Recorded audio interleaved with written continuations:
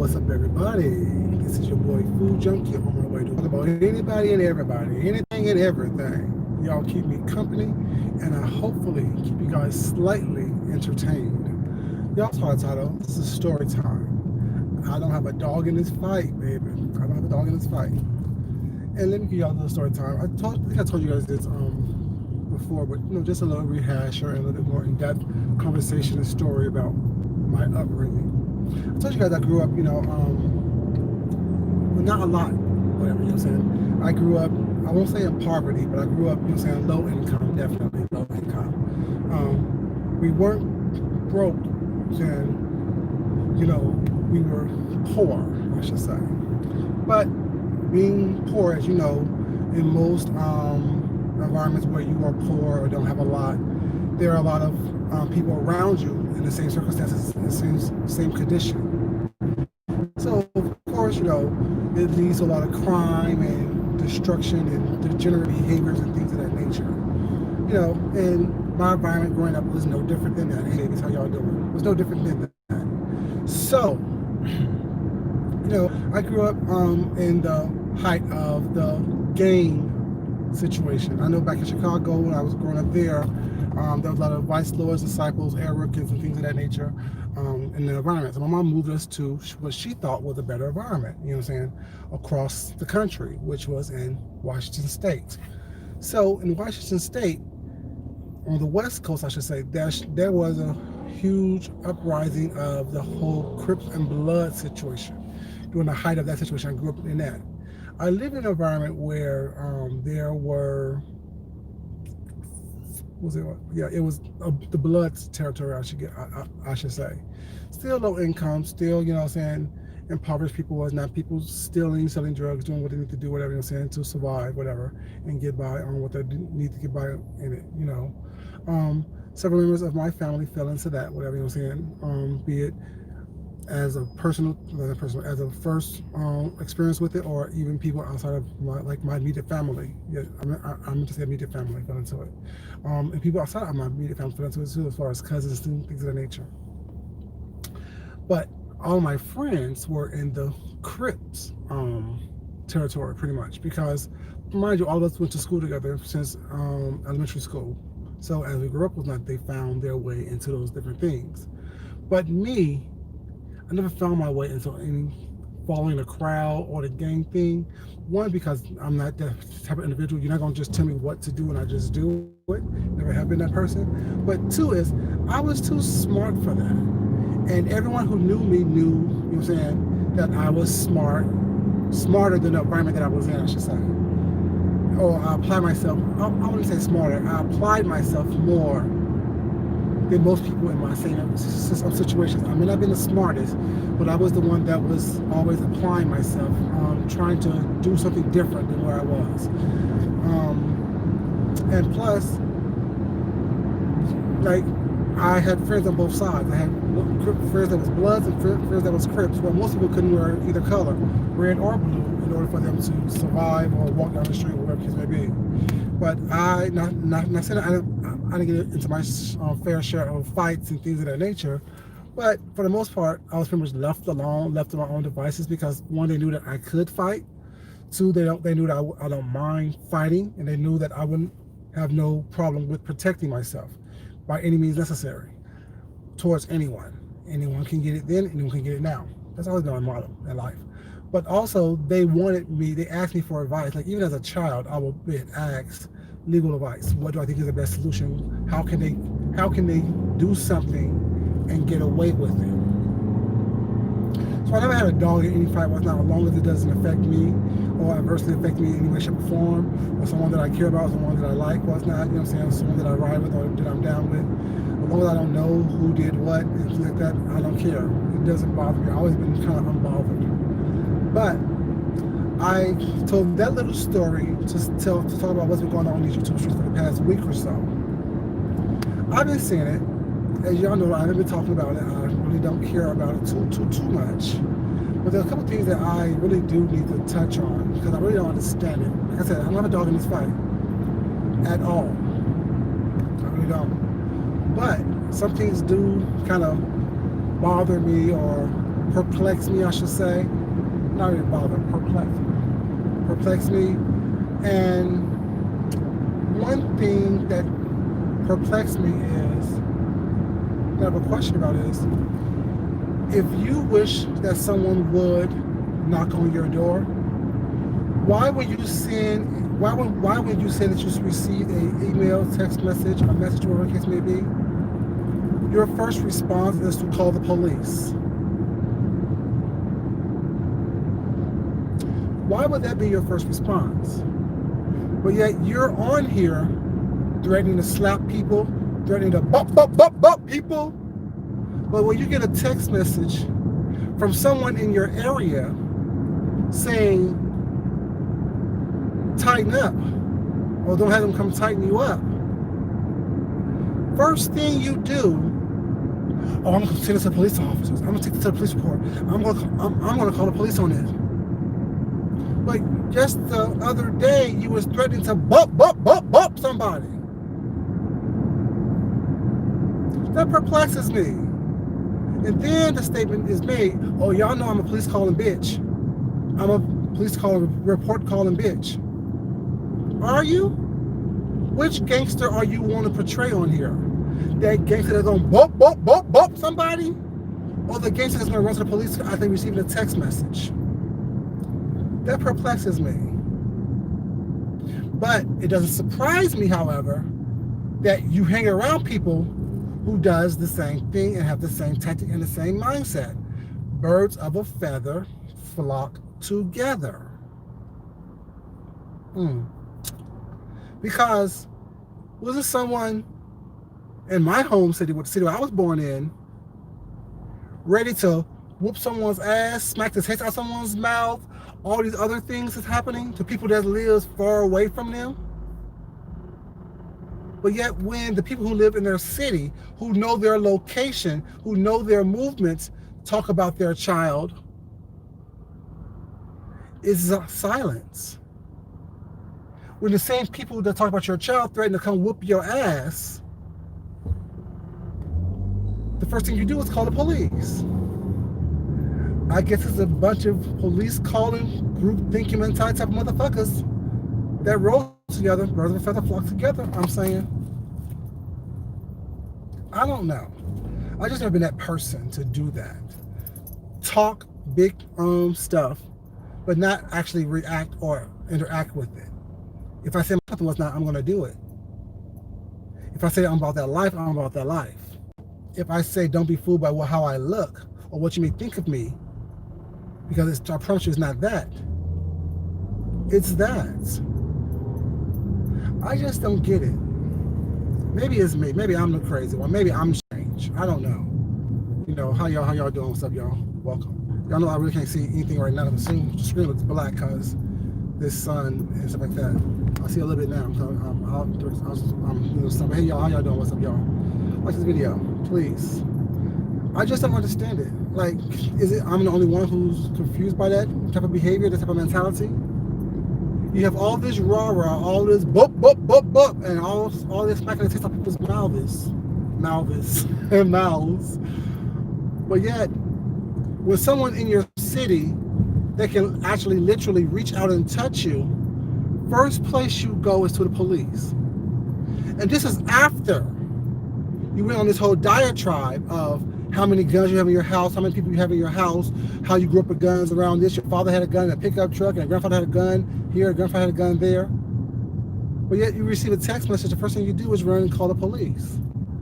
Run and get a report. But aren't you the same people that say that all other people do is call the police? Go to the police station? Is that what you say? Is that what y'all say? I'm confused, y'all. Help me make this make sense, y'all. Because I don't understand what's going on. I really don't. It's so funny how every time you speak and open your mouth or not, you contradict yourself. You show that what you were saying about other people is exactly what you're saying or how you live your life. That doesn't make sense to me. It really truly doesn't. I'm confused by it, actually. What's up, babies? How you doing? I'm confused. I can see y'all now a little bit. Hey Tessie, baby, how you doing, sweetheart? I'm confused as to why is it that the same people that run around here with the rah rah rah and a big mouth and the threats and they want to slap somebody, no one's show up at their house, no one's going to do this, no one's going to do that, because if they do, they're going to get 3 slugs and they walk around with shattered kneecaps, this and the third. But when they receive a little text message, words on a screen, they get so flustered and so flabbergasted by that action that they want to run and call the police. Why is that something that you do? I thought, what the fuck? I got on my ass. No, Jesus. After calling for people to come sit at a table. I'm confused. I don't know, y'all. That's one thing that's been going on these YouTube streets, and I just been like, okay, just watching it from the sideline. And then also, another thing that's been going on is that, I said this also numerous times, not everyone plays the same. Not everyone find what you find humorous. Not everyone's going to joke the same. Not everyone's going to respond to a joke the same. We have a lot of people on here, on this entertainment application, who's about playing games, who's about thinking that every roast and gag and everything they say is humorous or entertaining or funny. Jesus, I hate this time of day. Because if there's an accident right here, we're stuck in traffic for hours. Traffic just slows down to a standstill. Jesus, help us. But yeah, and I always say, not everyone plays the same. Not everyone finds the same things funny.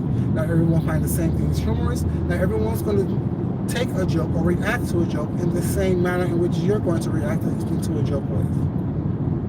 While you think that roasting and gagging on YouTube is fun, and that's your idea of fun, and let's get back to the fun days, and that when that used to happen, some people think that, you know what I'm saying, watching you leak is fun. Some people think that watching you leak is hilarious. Some people think that taking a knife and cutting you up and slicing and dicing you is fun. Watching you leak body fluids is fun for them. And you want people to take on your reaction and your interpretation of what fun is, but you're not able and willing to take on their interpretation of what fun is. Not everyone has the same mental capacity or the same psychological capacity as you do. Some people just look nice, look sweet, look adorable, but you have no idea what's going on in their mind. You have no idea how their mind works. You have no idea what they would do and how far they will go to have you leave them alone. Stop talking about them. Stop mentioning their names. Everything, all that was not. You have no idea until it happens. You know what I'm saying? When people tell you to leave them alone, they don't mean when you get tired or when you want to. They mean because they want you to leave them alone, because they know their propensity to have their type of fun, and how not everyone will look at it as fun. So don't confuse the fact that people choose to cry or ask you nicely to leave them alone, or be soft-spoken, or be well-mannered, or mild-mannered. That's what I was for the other day, mild-mannered. That makes them weak or soft or anything like that. We all can cuss. We all can raise our voices. Any baboon can do that. Any fool can raise your voice and act out. But it takes a real special pervert person with a real special skill set to sit back and watch, quietly, mind you, after they actually leave them alone. And then at their opportune time, just pop up and visit you. I'm just saying. Not everyone reacts and interact the same. There are people who out there who will scream and yell and cuss and fuss, but won't bust a grape. There are others that will ask you once or twice to leave them alone, and then go silent.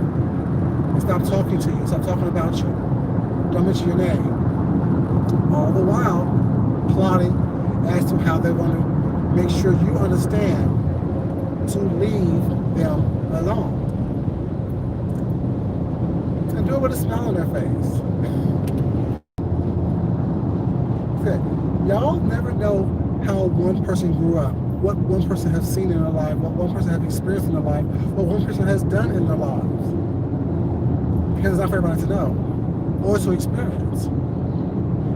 Some people like to get away from the ugliness and darkness and nastiness and hatefulness that they have, once shown.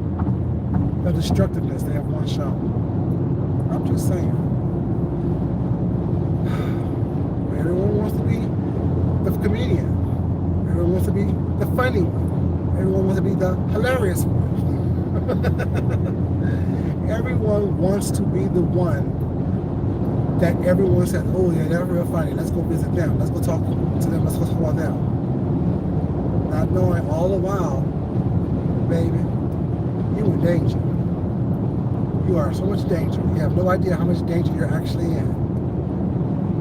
I told you guys before, I'm patient. I'm very, very, very, very patient. I'm a patient person. Always have been, always will be. My mind is always working. And I'm the only one here who is that way. All the rah, just boom, bomb. I'm not trying to follow that.